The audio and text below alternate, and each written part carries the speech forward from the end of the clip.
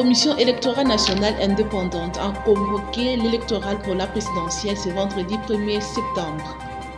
La problématique de la mise en œuvre du programme national de la gratuité des soins de la mère et de l'accouchement grâce à la couverture santé universelle était au centre de la réunion tenue par le ministre de la Santé publique, Hygiène et Prévention, le Dr Samuel Roger Kamba, dans son cabinet de travail avec les partenaires et les établissements publics engagés dans ce programme.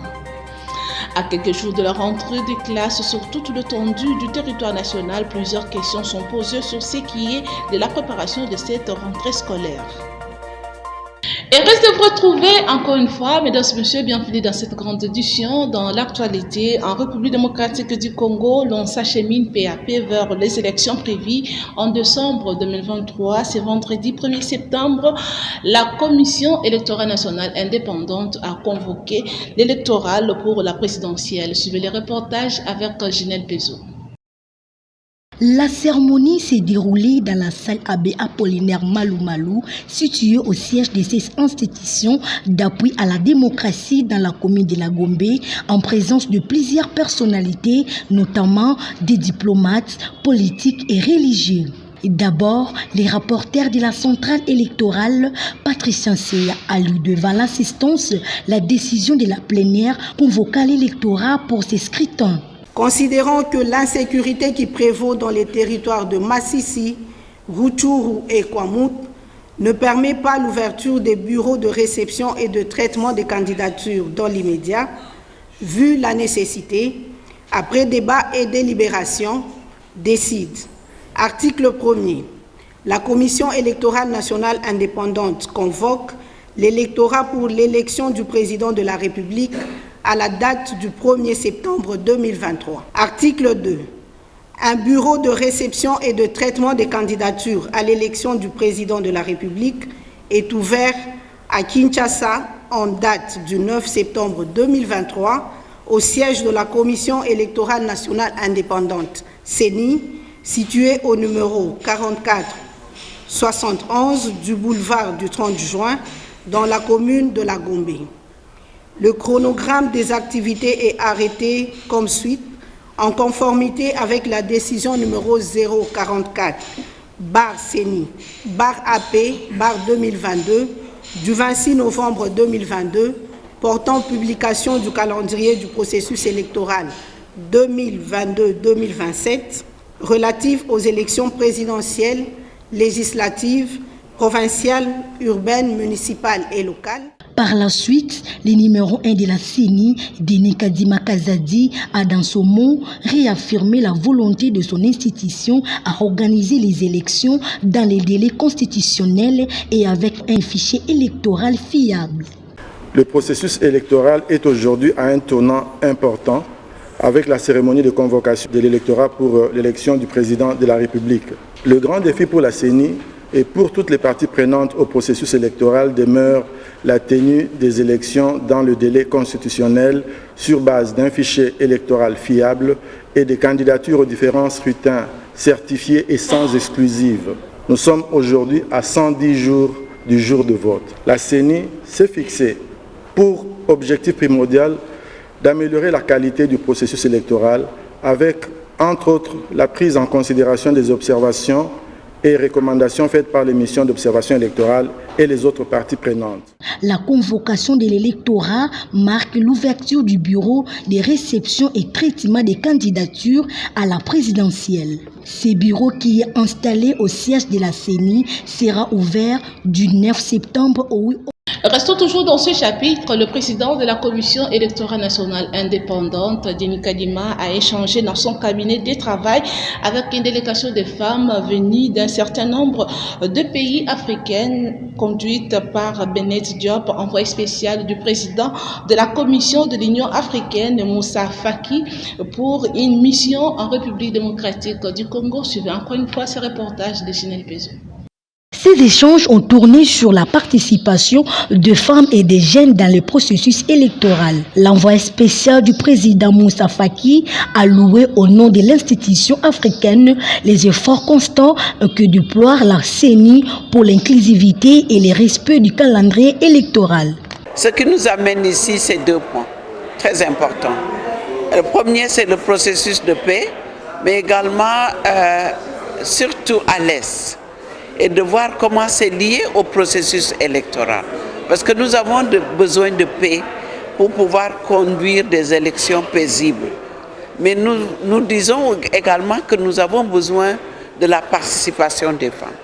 Parce que qu'est-ce que les femmes font dans ce processus-là? C'est cette crédibilité. On a eu un échange franc et fructueux avec le président de la CENI, mais également tous les membres de son cabinet, le premier vice-président, deuxième, et également la rapporteure et toutes les femmes autour du président. Nos questions, je crois que ce dialogue, c'était important pour notre mission. D'abord, c'est de voir combien de femmes se sont enrôlées dans les listes, parce que c'est les femmes qui votent. Et je pense que nous avons actuellement un grand nombre, mais qui n'est pas suffisant. Nous avons également posé la question de la parité qui est dans la Constitution. Mais actuellement, nous avons que 10, listes qui sont plus ou moins paritaires. Je crois que ce n'est pas suffisant. Nous avons également, et ça c'est aussi aux partis politiques que nous demandons de faire du mieux. Donc la conversation, c'est comment les femmes vont participer, non pas qu'elles soient seulement victimes ou même des électrices, mais qu'elles soient partie prenante et que nous puissions avoir, comme dans d'autres pays, des listes qui sont paritaires. Et là, CENI joue un rôle très important. Les numéros 1 de la centrale électorale étaient accompagnés de ses 2 vice-présidents, du rapporteur, du questeur adjoint et du directeur du cabinet. Changeons de chapitre. À l'Assemblée nationale, le premier vice-président de cette chambre, André Mbata, accompagné des membres du bureau, a reçu une délégation de femmes de la Commission de l'Union africaine conduite par Madame Bennett Diop. Suivez les détails. La visite de la délégation de femmes de la Commission de l'Union africaine, conduite par Mme Bineta Ndeya Diop, auprès du premier vice-président de la Chambre basse du Parlement, le professeur André Mbata Betou, a tourné autour du rôle de la femme en politique et la situation d'insécurité dans la partie est du pays. C'était une discussion ouverte, franche, mais également avec des propositions concrètes. Nous sommes heureuses de voir que en ce moment où nous préparons certainement les élections qui, nous n'avons aucun doute là-dessus, que ce sera transparent, paisible, et que pour nous, le plus important également, c'est de dire comment les femmes vont participer.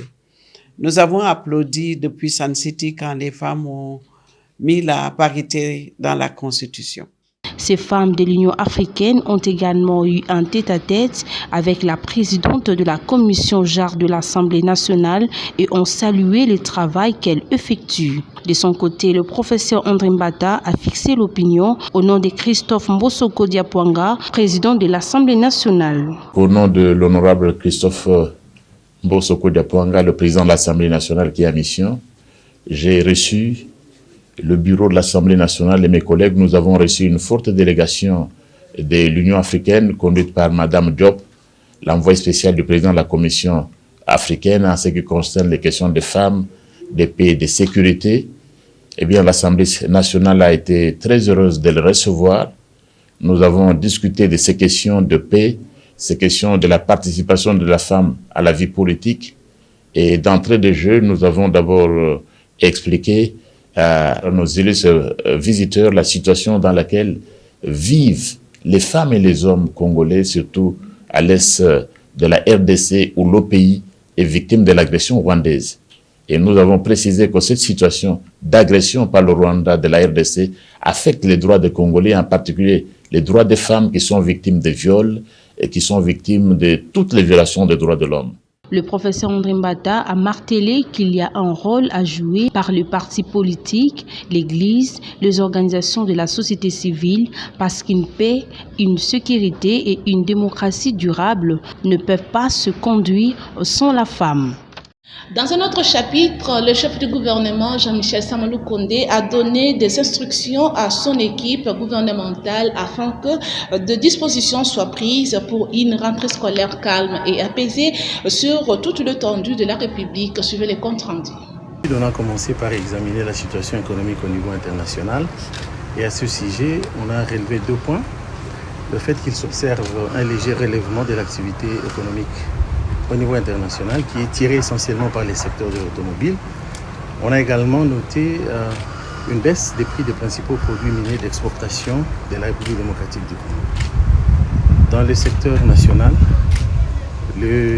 la RPTC, l'autorité de régulation des postes et télécommunications, a annoncé à la suite des problèmes que nous connaissons sur le plan de la téléphonie mobile, l'arrivée d'un bateau câblier dans les eaux de l'Afrique de l'Ouest qui va procéder dans les jours qui suivent à la réparation du câble fibre optique sur lequel notre pays est branché. Et donc on peut espérer que dans quelques jours, on aura une solution à ce problème de téléphonie que nous connaissons, tout ce qui nous a affecté au cours des dernières semaines.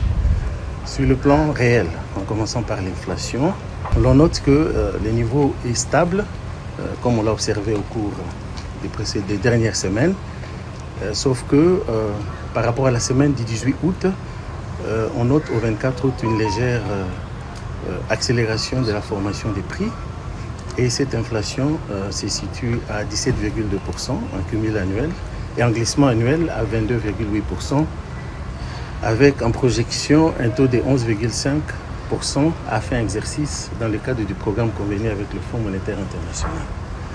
Pour ce qui est du marché des changes, l'on note également une stabilité. Sauf que comparativement à la semaine du 18 août, au 24 août, le franc congolais a connu une légère dépréciation et s'est échangé à un taux de 2462 francs congolais pour $1 américain.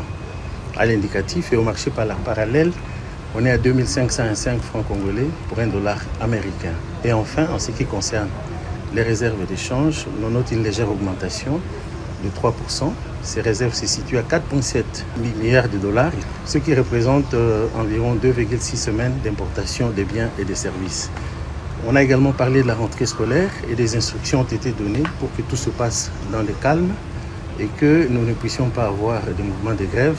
Et donc le gouvernement prendra toutes les dispositions avec les syndicats du secteur pour s'assurer d'une rentrée scolaire calme et apaisée. Voilà en liminaire tout ce qui a été dit au cours de la réunion.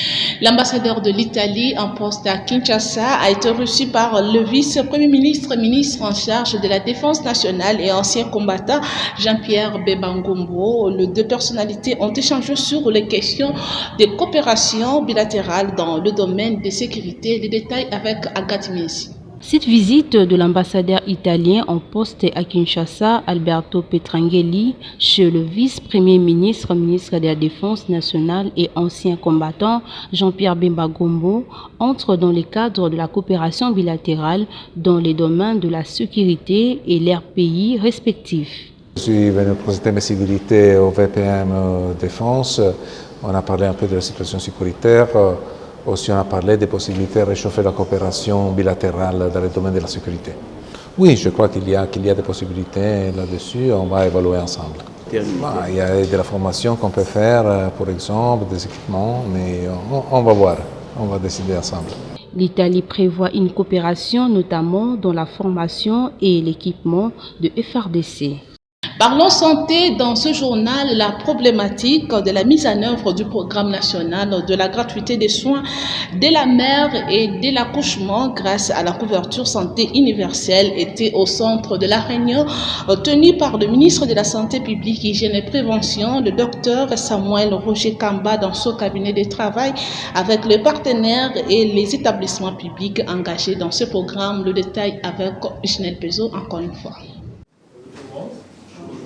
Au cours de leurs échanges, les partenaires et les établissements publics ont confirmé leur disponibilité et commenceront le processus à partir du 4 septembre 2023.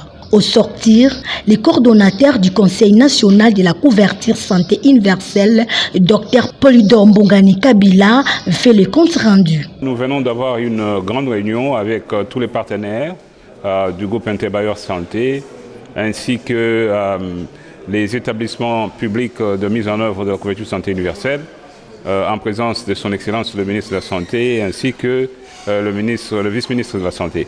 Ça a été une très bonne réunion de mise au point et effectivement nous pouvons dire que tout a été discuté et les établissements publics de facilitation nous ont confirmé qu'ils sont prêts et que nous pouvons donc démarrer avec la gratuité des accouchements d'ici le 4 septembre 2023. Concernant les hôpitaux qui vont accueillir les différentes femmes pour la gratuité des accouchements, le docteur Polydor répond. La planification familiale est très capitale, dans ce sens que les interventions en rapport avec la planification familiale ont démontré par plusieurs études que, à elle-même, la planification familiale réduit la mortalité maternelle de 30%. Donc il n'est pas possible de considérer un programme qui vise à réduire l'hypermortalité maternelle sans considérer la planification familiale. Oui, en effet, pour 26 zones de santé de la ville-province de Kinshasa, nous savons qu'il y a à peu près 200 hôpitaux généraux et centres de santé confondus qui ont été sélectionnés. Mais nous sommes en train de finaliser le travail dans 9 autres zones de santé, celles qui étaient prises dans le passé par le programme de développement du système de santé. Et là, nous pensons que nous aurons une centaine d'autres établissements de soins de santé qui seront impliqués dans la gratuité des accouchements. Les coordonnateurs du Conseil national de la couverture santé universelle a par la suite recommandé la planification familiale car plusieurs études démontrent que la planification familiale réduit la mortalité maternelle à 30%. Dans un mémorandum lu, la société civile de la République démocratique du Congo, la Fondation ELAIS, les associations et ONG disent soutenir le maintien de l'état de siège dans les provinces concernées moyennant une requalification dans certains domaines tels que la justice, l'administration, l'encadrement de la guerre contre les rebelles. Suivez Christophe Ngoï au micro de Clarisse Tibanda et Fanny Chiswaka. Nous, sous-signés activistes des droits de l'homme et membres de la société civile du Congo dans toute sa diversité. 1. Vu la persistance de l'insécurité qui sévit depuis plus de 2 décennies dans la partie orientale de la RDC et ce, en dépit de l'état de siège décrété de bonne loi, en vertu de l'article 87 de notre Constitution. Vu la persistance, voire la montée fulgurante des actes de kidnapping, de trafic d'êtres et organes humains. Venons, par le présent mémorandum, présenter nos éléments de langage pour 1. Soutenir le maintien de l'état de siège dans les provinces concernées moyennant une requalification dans certains domaines tels que la justice, l'administration, l'encadrement de la guerre contre les rebelles. Dans cet ordre d'idées, nous encourageons le renforcement des capacités sociales, logistiques et militaires de nos forces armées par la création d'un vice-ministère de la guerre. Celui-ci serait chargé de la constitution d'une unité d'hommes et femmes purs produits, compatriotes congolais, avec pour seule mission de chasser tous les rebelles envahisseurs du pays et convaincu que la paix à l'Est ne viendra notamment qu'avec le changement de gouvernance au Rwanda. 2. Appuyant toute initiative et démarche diplomatique entreprise par les autorités du pays, en vue de favoriser le retour de la paix sur toute l'étendue de la République. 3. Dénoncer avec la dernière énergie la complaisance notoire de la police ainsi que la complicité manifeste de certaines autorités judiciaires dans le traitement des dossiers relatifs au banditisme urbain longtemps décrié. 4. Recommander la mise sur pied urgente d'un réseau de surveillance par caméra et tout autre moyen relevant des nouvelles technologies pour lutter contre la criminalité et la cybercriminalité sur toute l'étendue de la République. 5. Encourager les patrouilles de persuasion et de dissuasion en utilisant des moyens modernes et stratégiques tels que les numéros verts avec 3 ou 4 chiffres par exemple. À À quelques jours de la rentrée des classes, sur toute l'étendue du territoire national, plusieurs questions sont posées sur ce qui est de la préparation de cette rentrée scolaire. Pour cette fin, je vous laisse suivre cet élément proposé par nos stagiaires de l'IFASIC.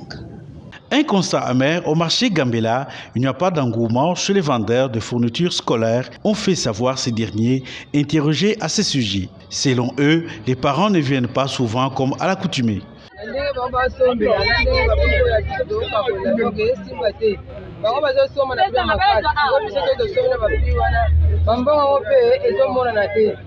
osala nini mbona so ngana so mine nda 11000 client yeye ese 15000 yezo pesa ka 8000 francs na suni na koteka nini c'est client ko kene ina metikani yo tozosomba na franc tozosomba na dollar toya koteka na franc donc koteka eza bena passe donc là ya bien meneka bana 2017 on ezala moi bien mais 2018 2019 2020 2012 2000 ezala ki bien mais bana 2022 2023 quoi pas bien ça je pense que les appels bien banda toya msoye kaka boye toteka ba 10000 ba 15000 ba 20000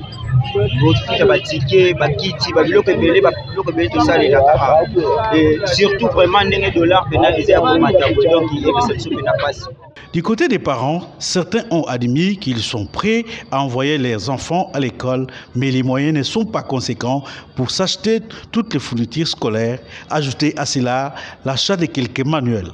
Malgré la gratuité de l'enseignement initiée par le président de la République. L'État parlait de la reprise déjà de la rentrée dès le 4 septembre 2023. Nous sommes en train de nous battre pour envoyer les enfants à l'école. Pour dire finir, c'est trop dur parce qu'il y en a beaucoup à faire. Et sinon, avec quelques peu de moyens de bord que nous avons, on a acheté au moins quelques kits scolaires qui vont nous permettre à ce que les enfants puissent commencer avec. Malgré ces difficultés des parents, les écoles privées, officielles et conventionnées inscrivent de nouveaux élèves et sont prêtes pour l'ouverture de l'année scolaire 2023-2024. Nous allons accueillir les élèves le lundi 4 comme prévu par l'autorité de l'EPST. La rentrée est déjà publiée. Elle sera effective même ici au collège Pierre-Bouvet la journée de lundi 4. Il s'est dénoté que l'UNICEF appelle tous les parents à envoyer et maintenir à l'école leurs enfants, filles et garçons, car envoyer son enfant à l'école est très bien, mais le maintenir jusqu'à la fin de son cycle est très avantageux parce qu'il aura acquis des connaissances nécessaires pour une vie économique, sociale et stable. Le phénomène Kuluna vient de refaire surface dans la commune de Lemba dans plusieurs entrées menant vers le terrain IGD. En effet, la population attire l'attention du commandant de la ville de Kinshasa, le commissaire divisionnaire Blaise Kilimbalimba. Suivez les détails. Les habitants de Super Lemba, singulièrement ceux qui sont aux alentours des terrains GD, vivent dans la psychose à chaque tombée de la nuit. Pour cause, l'insécurité imputable au phénomène Kuluna qui, selon eux, ces jeunes gens sèment terreur et désolation sur leur passage. Voilà pourquoi ils expriment leur inquiétude au pouvoir public face à cette situation. Vraiment la sécurité macasse.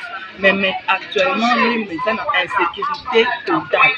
Insécurité. Nous sommes en insécurité.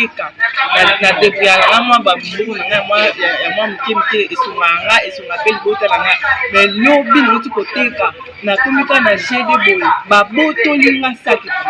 on a rendu il y avait tout à l'intérieur. Tout mon front est parti. C'est pourquoi je demande que les autorités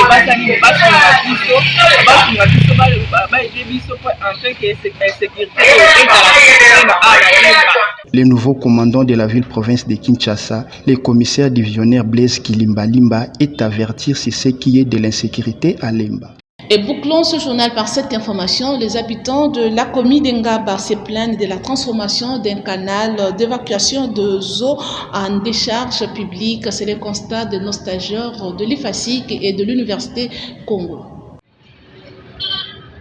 Cette canalisation, appelée abusivement rivière Kalamu, qui traverse des part en part les communes d'Engaba et Lemba, c'était selon les premiers vies pour faciliter la circulation des eaux, mais à ces jours, elle se transforme en une décharge publique de la population environnante.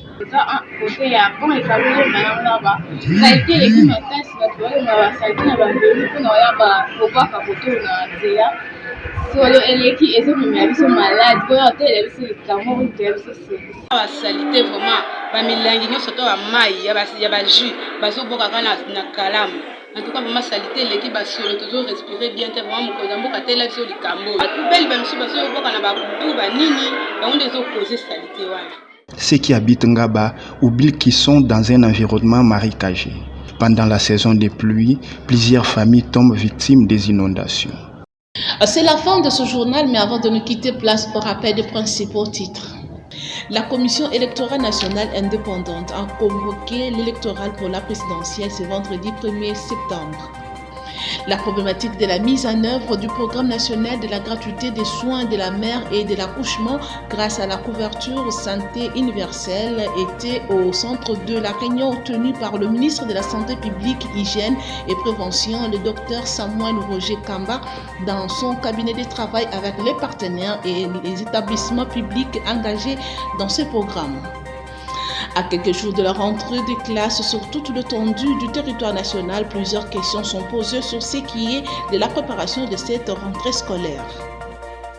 Et voilà, c'était là les rappels des titres. Merci pour votre attention. Un grand merci à toute l'équipe de la rédaction CBS. Je vous dis au revoir et bon début de week-end chez vous.